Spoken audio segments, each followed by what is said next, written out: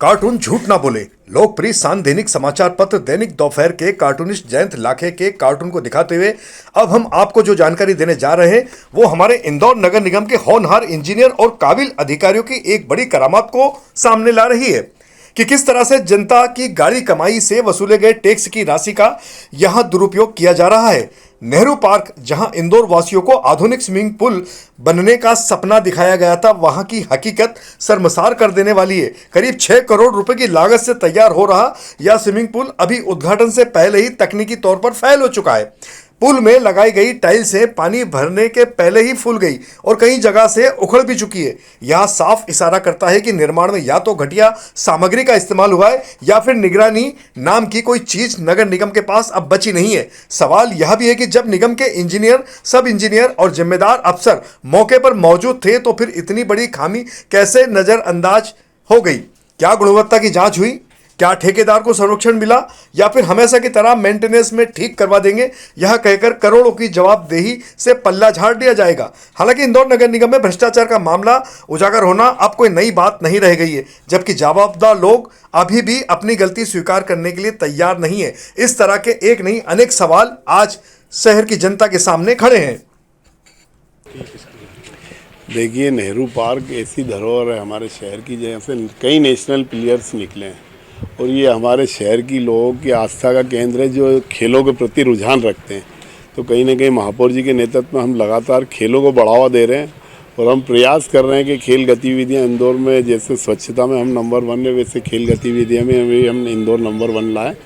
तो ये जो आज विषय आप बता रहे हैं कि टाइल्सों का जो विषय है, देखिए इसमें क्या हुआ कि कहीं ना कहीं इसका जो प्रोजेक्ट था 4 करोड़ रुपए की लागत से इसका निर्माण होना था और कहीं ना कहीं महापौर जी और हमने पूर्व में यहाँ दौरा किया था तो हम सभी लोगों की ये भावना थी कि इसको जल्द से जल्द चालू किया जाए, जिससे इसके तैरने वाले हमारे जितने भी प्लेयर्स आते हैं, खिलाड़ी आते हैं, उनको इसकी व्यवस्था मिल जाए। तो कहीं ना कहीं हम समय पे ये चाह रहे हैं कि जैसे इसकी डेडलाइन 16 फरवरी है, हम प्रयास कर रहे हैं, ठेकेदार से भी, हमारे आर्किटेक्ट भी यहाँ लगे हुए हैं, हमारे अधिकारी सब लगे हुए हैं, लगातार प्रयास कर रहे हैं कि इसको जल्द से जल्द बनाएं। तो इसमें एक त्रुटि ये हमारे वहाँ हो गई थी, जो विषय ऐसा नहीं था। देखिए, इसमें नगर निगम का कोई नुकसान नहीं है। मैं खुद नगर निगम हूँ, अधिकारी खुद नगर निगम है और हम कहीं भी नहीं चाहेंगे कि हमारे इंदौर नगर निगम का नाम कहीं भी सम्मान के साथ ना लिया जाए। बुधवार को इंदौर पुलिस के द्वारा नगर रक्षा समिति के सदस्यों का वार्षिक सम्मेलन सम्मान समारोह आयोजित किया गया। इस दौरान प्रशिक्षण सेमिनार का भी आयोजन किया गया।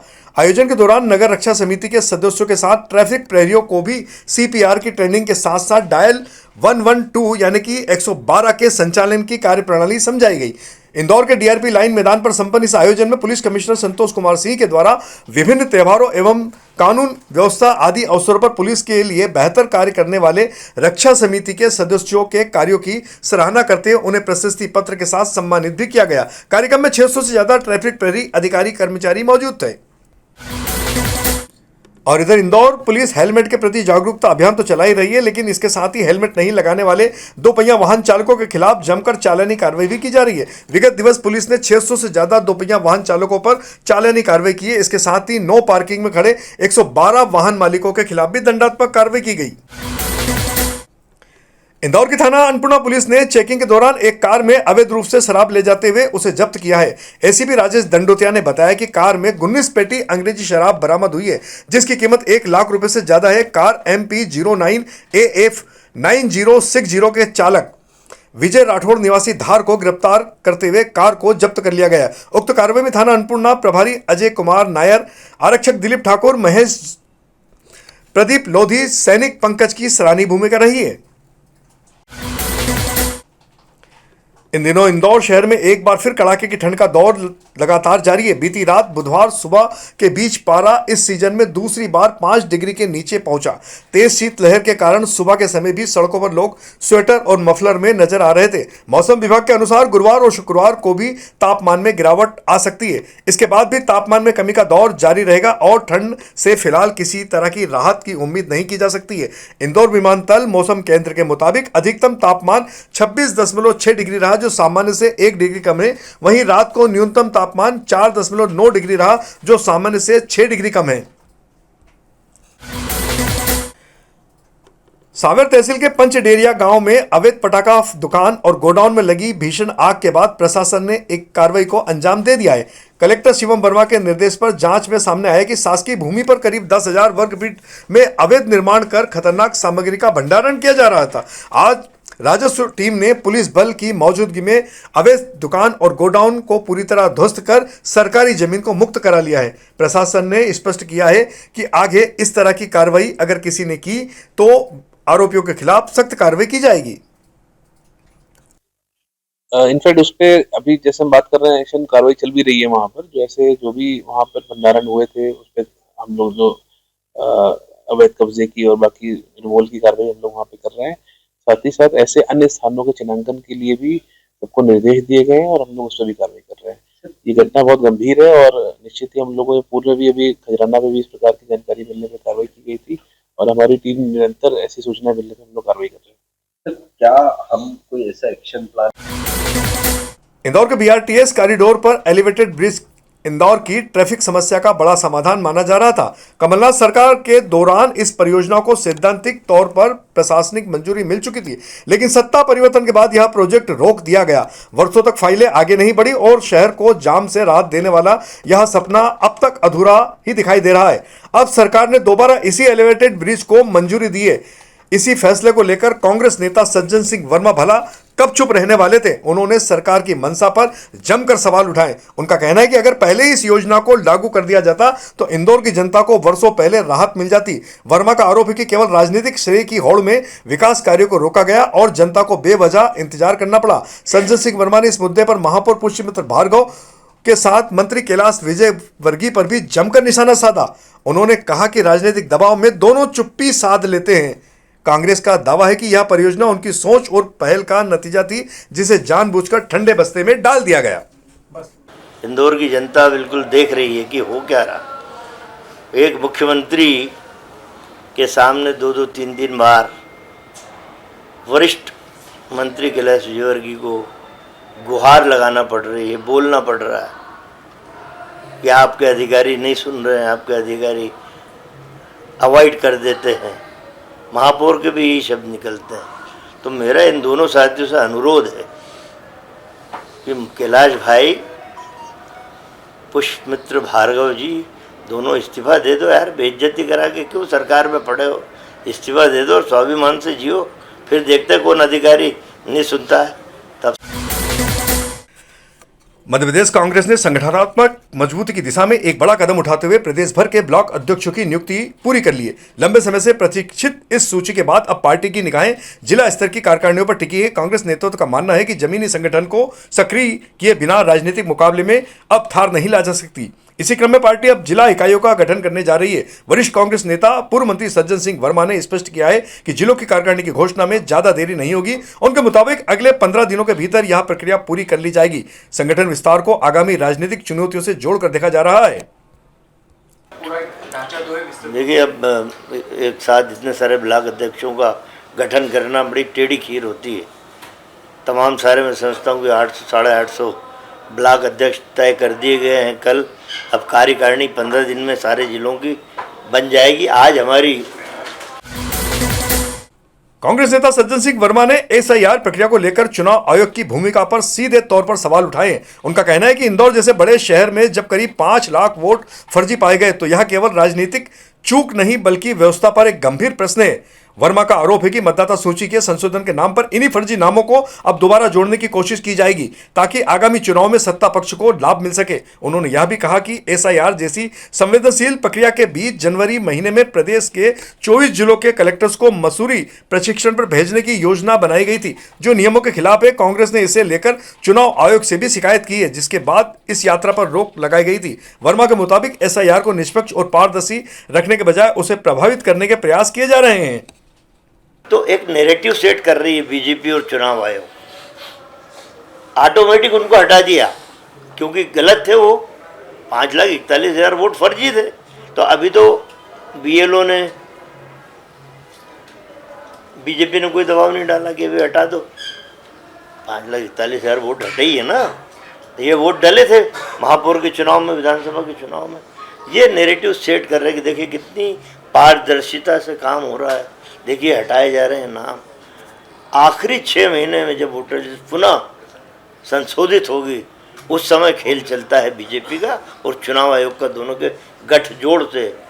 बिहार में क्या हुआ, मेरा नेता राहुल गांधी 15 दिन सड़कों पे रहा, लाखों की भीड़ आती थी, वोट चोर गद्दी छोड़ वाला मामले में क्या हुआ,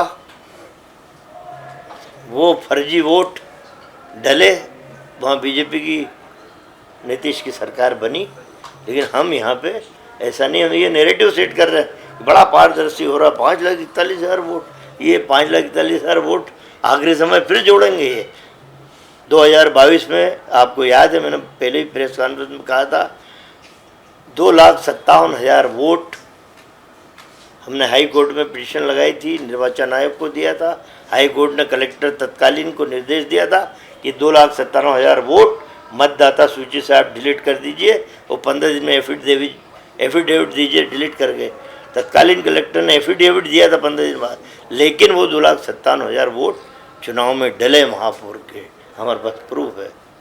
हम उन सारी घटनाओं से अलर्ट हैं कि वोट चोरी करके, विधायक चोरी करके सरकार बना रहे हैं। अब इनके बूते में नहीं कि सरकार बना पाए। बीएलओ मिली भगत कर रहे हैं। स्वच्छता, संस्कृति और अतिथि सत्कार के लिए देश विदेश में पहचान बना चुके इंदौर में बुधवार को एनआईआर महापर्व के चौथे संस्करण का भव्य पारंपरिक अंदाज में आगाज हुआ। इंदौर एनआईआई फोरम के द्वारा आयोजित इस एक दिवसीय आयोजन की अध्यक्षता महापौर पुष्यमित्र भार्गव ने की।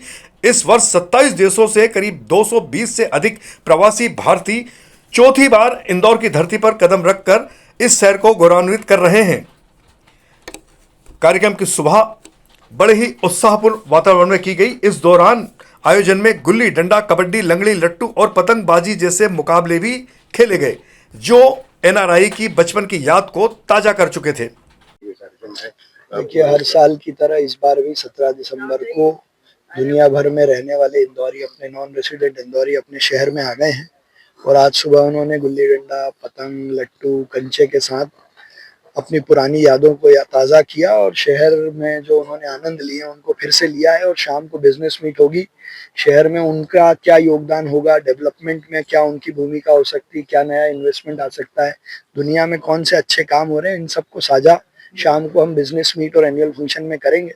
मैं अपनी ओर से देश के, दुनिया के 45 देशों से आए हमारे करीब 250 से ज़्यादा प्रतिनिधियों का इंदौर में स्वागत करता हूँ। ये सब करने को मिला। मेरा ये दूसरा साल है यहाँ आने का इस आयोजन में, और पुष्यमित्र भैया हर बार हम की तरफ से उनका इन्विटेशन आता ही है, किसी वजह से नहीं आ पाए, लेकिन इस बार तो सुबह का ये कार्यक्रम बहुत ही बढ़िया, जिसमें पारंपरिक खेलों में हमने भाग लिया, जैसे गुल्ली डंडा हुआ, सितोलिया हुआ और कंचे हुए, लट्टू खेले। तो मुख्यमंत्री डॉक्टर मोहन यादव के सामने इंदौर के जनप्रतिनिधियों ने मेट्रो, एलिवेटेड ब्रिज और मेट्रोपॉलिटन विकास से जुड़े मुद्दे प्रमुखता से रखे थे, जिस पर अब ठोस निर्णय लिए जा चुके हैं। इन्हीं फैसलों को धरातल पर उतारने के लिए 19 दिसंबर को इंदौर में समन्वय बैठक आयोजित की जा रही है। एलआईजी चौराहा से नौलखा क्षेत्र तक प्रस्तावित एलिवेटेड कॉरिडोर को लेकर ट्रैफिक दबाव, भूमि उपलब्धता और भविष्य की जरूरतों को ध्यान में रखते हुए डिजाइन और कार्यप्रणाली पर मंथन होगा।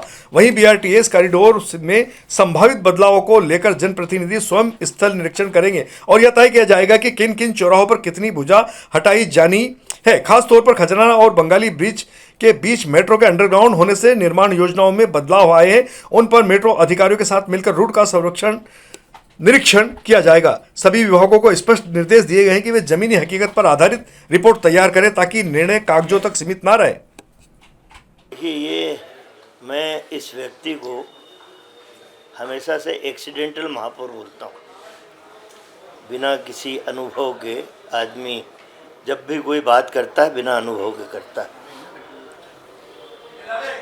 तुम्हारी सरकार है, नगर निगम में भी, मध्य प्रदेश में और दिल्ली में भी। इसी इंदौर शहर में 90 कोण का ब्रिज बन जाता है, भोपाल में 2 90 कोण के एक ब्रिज बन जाता है। कई घटनाएं, और मुझे ये बड़ा अफसोस है कि एक इतने बड़े शहर का महापौर जो तमाम विदेश यात्राएं इंदौर की जनता के पैसे पर कर रहा है, उसको अनुभव इतना कम है। उन्होंने कहा कि ये जो एलिवेटेड ब्रिज जब कमलनाथ की सरकार थी, मैं पीडब्ल्यूडी मिनिस्टर था, 6.5 किलोमीटर का एलिवेटेड ब्रिज मैंने मंजूर किया था। 278 करोड़ मात्र में ये ब्रिज बन रहा था, 6.5 किलोमीटर का। ये BRTS के ऊपर जाके ये ब्रिज बनना था। यातायात का इतना घनत्व है, इतना दबाव था कि देखते नहीं बनता था, और आज और बुरी हालत है। वो 1.25 साल में हमारी सरकार चली गई। तब इन्होंने उस ब्रिज को इसलिए कैंसिल किया कि कांग्रेस का नाम होगा। आज मोहन यादव जी इस शहर के प्रभारी हैं, जिले के, उन्होंने इतने साल बाद उस एलिवेटेड ब्रिज को फिर मंजूरी दे दी। इंदौर के लिए एक बार फिर अंतर्राष्ट्रीय क्रिकेट का जश्न तय हो चुका है। मध्य प्रदेश क्रिकेट संघ यानी कि MPCA को भारत और न्यूजीलैंड के बीच वनडे मुकाबले की मेजबानी का गौरव मिला है। 18 जनवरी 2026 को होलकर स्टेडियम में यहां डे नाइट मुकाबला खेला जाएगा। MPCA के इतिहास में यह 29वां वनडे मैच होगा। वहीं होलकर स्टेडियम 8वीं बार वनडे क्रिकेट का गवाह बनेगा। इस मुकाबले को लेकर क्रिकेट प्रेमियों में अभी से उत्साह देखने को मिल रहा है। MPCA ने टिकट व्यवस्था को लेकर भी पहली बार आधिकारिक जानकारी जारी कर दी है। टिकट केवल ऑनलाइन माध्यम से ही उपलब्ध होंगे। इंदौर जिले में कलेक्टर शिवम वर्मा के निर्देश पर खाद्य विभाग के अमले ने अवैध गैस रिफिलिंग और गैस के व्यावसायिक सिलेंडरों के अवैध भंडारण के विरुद्ध कार्रवाई करते हुए 2 जगह छापामार कार्रवाई की है। जिला आपूर्ति नियंत्रक ML मारू ने बताया कि मानपुर में गौरव वर्मा से जूनी स्कूल ग्राउंड से 3 व्यावसायिक खाली सिलेंडर, 1 गैस रिफिलिंग मशीन तथा 1 तोल कांटा जब्त किया गया। इसी तरह धार रोड इंदौर स्थित नेहा कैटरर्स के गोदाम पर भी कार्रवाई की गई। यहां से 19 किलो क्षमता के 11 भरे हुए 46 सिलेंडर, 5 किलो क्षमता के खाली तथा 5 किलो क्षमता के भरे हुए 12 सिलेंडर जब्त किए गए। आरोपी किशन लाल कुमावत उर्फ पप्पू महाराज पिता मथुरालाल कुमावत के खिलाफ भी कार्रवाई की जा रही है। भाजपा की जिला कार्यकारिणी घोषित हो चुकी है। इसमें सबसे बड़ी सफलता महू विधायक उषा ठाकुर को मिली है। ठाकुर ने मंत्री कैलाश विजयवर्गीय जैसे कद्दावर नेता के समर्थक युवा मोर्चा जिलाध्यक्ष मनोज ठाकुर को जिले में आने से रोक दिया है। मनोज जिले में महामंत्री पद चाह रहे थे। तीनों महामंत्री पद मंत्री तुलसीराम सिलावट, उषा ठाकुर और जिला अध्यक्ष श्रवण सिंह चावड़ा के खाते में चले गए। वहीं उपाध्यक्ष के 7 पदों पर सभी को संतुष्ट कर दिया गया है। भाजपा की जिले की भाजपा कार्यकारिणी में मंत्री कैलाश विजयवर्गीय महू से अपने खास मनोज पटेल को लाना चाह रहे थे, लेकिन उषा ठाकुर ने जब बता दिया कि महू में उनकी ही चलेगी तो फिर उनकी ही चली। मंत्री विजयवर्गीय का दबाव काम नहीं आया और सूची जारी होते ही मंत्री उषा ठाकुर का दबदबा साफ नजर आ चुका है। महामंत्री के 3 पद तुलसी सिलावट, उषा ठाकुर और जिला अध्यक्ष श्रवण सिंह चावड़ा की पहली पसंद पर बने हैं। उड़ते इंदौर को दिसंबर में एक बड़ा झटका लगा है। 40 लाख के रिकॉर्ड को पार करने के बाद अचानक कम हुए यात्री। अब आपको बताने जा रहे हैं कि साल 2025 इंदौर के हवाई इतिहास का अब तक का सबसे व्यस्त और रिकॉर्ड तोड़ साल बनकर सामने आया है। जनवरी से नवंबर के बीच इंदौर एयरपोर्ट से 40 लाख से ज्यादा यात्रियों ने हवाई सफर किया है। करीब 30,000 उड़ानों का संचालन हुआ है। औसतन पूरे साल इंदौर से हर दिन 11,000 से ज्यादा यात्री और 82 उड़ानें संचालित रही। हालांकि रिकॉर्ड बनाते इस साल के अंत में दिसंबर की शुरुआत ने पहली बार हवाई संचालन की रफ्तार पर ब्रेक लगा दिया। पहले इंडिगो के संकट और इसके बाद दिल्ली के कोहरे ने बड़ा संकट खड़ा कर दिया है, जिसके कारण उड़ान और यात्री की संख्या कम हुई है। एयरपोर्ट प्रबंधन के मुताबिक जनवरी से नवंबर तक इंदौर एयरपोर्ट से कुल 40.47 लाख यात्रियों ने सफर किया है। इंदौर शहर की युवा समाज सेवी सुश्री विनीता पाठक का मंगलवार को असामयिक निधन हो गया। सुश्री विनीता एडवोकेट सुरेंद्र पाठक और श्रीमती संगीता पाठक की पुत्री, केंद्रीय साई सेवा समिति के अध्यक्ष गौतम पाठक की बड़ी बहन थी। विनीता पाठक ने इंदौर में समाज सेवा और धार्मिक कार्यों के नए आयाम स्थापित किए थे, जिसमें कोरोना में मृत लावारिस लोगों की अस्थियों का विसर्जन, पार्थिव शिवलिंग पूजन, गणेश प्रतिमाओं का विसर्जन, निःशुल्क शिरडी यात्राएं, गाय की रोटी हेतु वाहन, प्रसाद वितरण, निःशुल्क प्याओ पानी के टैंकर, रक्तदान शिविर, स्वास्थ्य शिविर सहित अनेक ऐसे कार्य किए जो हमेशा याद रखे जाएंगे। दोपहर न्यूज चैनल परिवार भी आपको श्रद्धासुमन अर्पित करता है। तो ये थी हमारी आज की प्रमुख खबरें। खबरों से जुड़े रहने के लिए हमारे चैनल को सब्सक्राइब करें। यदि आपके पास भी कोई महत्वपूर्ण जानकारी है तो हमारे दिए गए नंबर पर आप संपर्क कर सकते हैं।